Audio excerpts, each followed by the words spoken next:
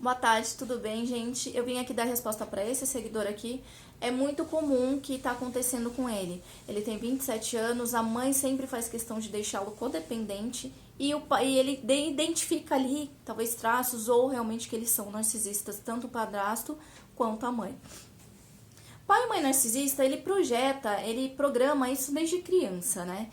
Não é à toa que quando a gente vem de uma família disfuncional, as pessoas não entendam. Quem teve uma família funcional não vai entender, ou às vezes compreende por uma empatia fria porque não passou por aquilo, enfim.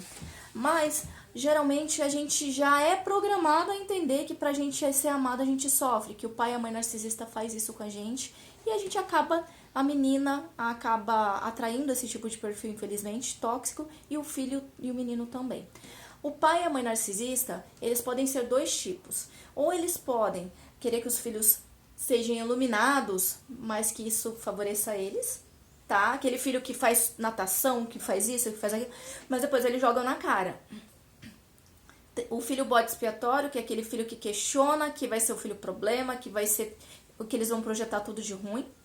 E tem o filho dourado, desculpa, que é o mais manipulável da situação, que é o filho que eles vão favorecer, que vai ter tudo, enfim. O filho bode expiatório acaba desenvolvendo uma inteligência emocional madura antes do prazo, vamos dizer assim, porque ele aprende a lidar com as perversidades dos pais. Ele ou se torna uma pessoa que não confia em ninguém, ou ele vai ser uma pessoa que vai buscar validação a todo custo. Nesse caso, eu não sei, no caso, uma resposta assim não é muito clara, mas eu vou falar uma coisa pra você. 27 anos, ele não falou que a mãe faz de tudo pra ele se tornar dependente. Sim, eles precisam fazer você se sentir incapaz, já é a estratégia deles, para que você fique ali, achando que você não tem capacidade pra nada e que você não vive sem eles. O narcisista, ele precisa que você se sinta assim, mas no fundo, quando o pai e a mãe narcisista começam a jogar esses joguinhos de manipulação, fingir que tá doente, tem uns que até no hospital vai parar pro filho, para obrigarem ele a ser internado e o filho ficar junto.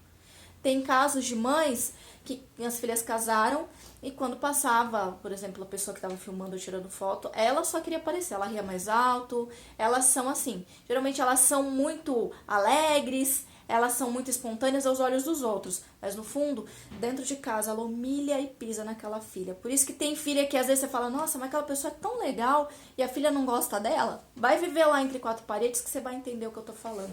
Casa de repouso tá cheio de pai e mãe que era o catrevoso quando era mais novo, não criou os filhos do jeito que deveria, não protegeu, não amou e não zelou, e quando esse filho teve a oportunidade, bateu asa, largou mão e depois fica lá se fazendo de coitado pros cuidadores. Quem é cuidador de idoso sabe o que eu tô falando.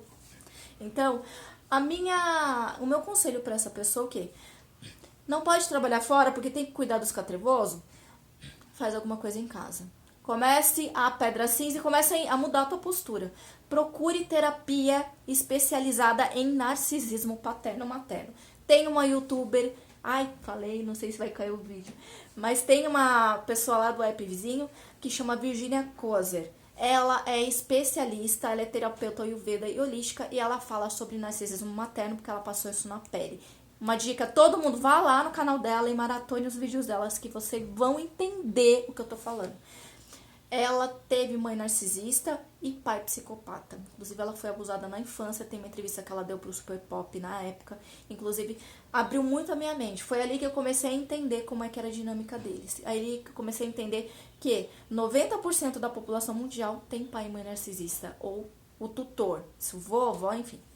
Meu conselho pra você: faça o teu pé de meia, se não puder trabalhar fora, trabalhe em casa. Comece a produzir perguntas do seu cérebro. Porque o cérebro, quando a gente foi programado a vida toda, a gente se assemelha a um pós-trauma. O psicólogo vai poder falar isso.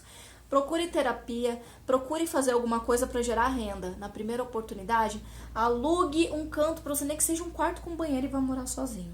Vai fazer a sua vida. O pai narcisista e a mãe narcisista, pode ter certeza, na hora que eles veem que acabou o suprimento, eles vão te difamar, vão falar mal de você, porque é o padrão do narcisista fazer isso. Aonde tem narcisista, tem conflito. Entenda outra coisa.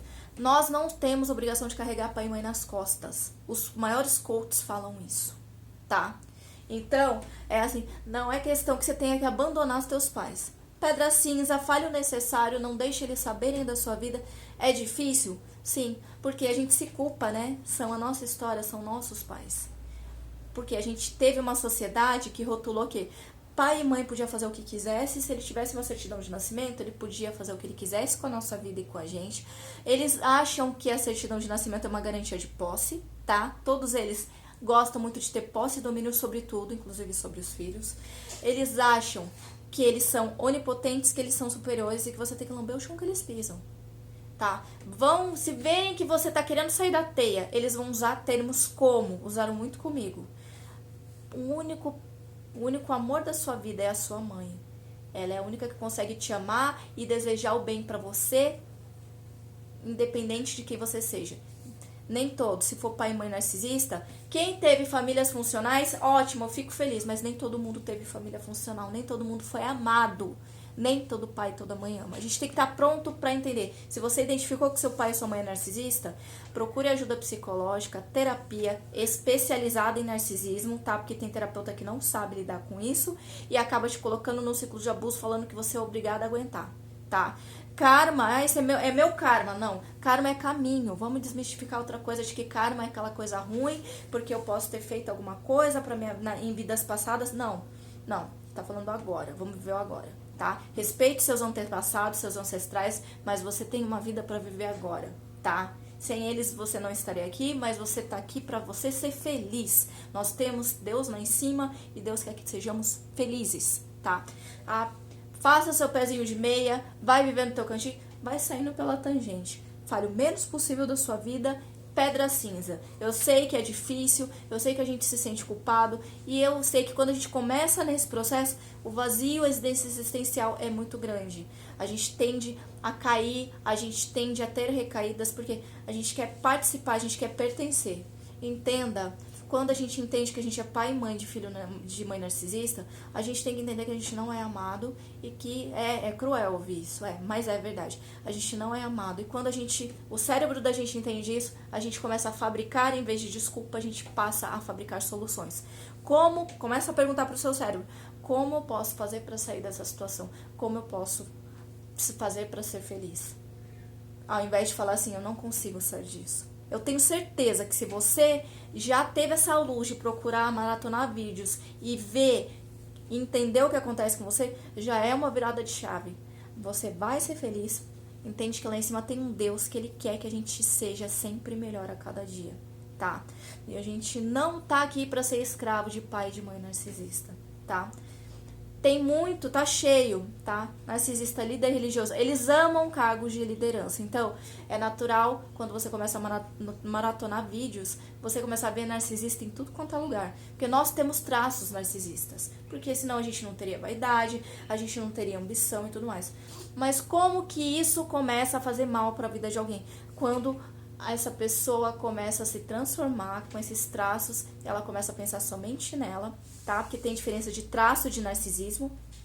Os traços é quando alguém tem traços, mas ela procura ajuda e ela consegue melhorar aquilo. Tem tratamento.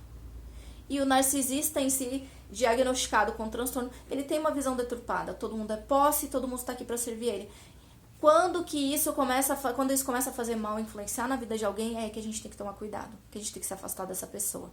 E normalmente quando o pai e a mãe narcisista, ela é assim, ela prejudica a vida do outro, ela deprecia o outro, no fundo, tudo que ele te culpa tá falando sobre eles e não sobre você, tá? Mas o meu conselho é, pedra cinza, faça o teu pé de meia, se não puder trabalhar fora, trabalhe em casa, não dê ouvidos para pessoas que não sabem o que você passou. A gente só tem que dar ouvido pro pé machucado de quem calçou o pé com a pedrinha no sapato que a gente botou o pezinho lá dentro, tá? Eles não são onipotentes, eles são seres humanos falhos, mas isso não quer dizer que a gente tenha que ficar ali sofrendo o resto da vida só pra pertencer a algum lugar, tá? Se você tem que se diminuir pra caber na vida de alguém, é você que tem que sair fora.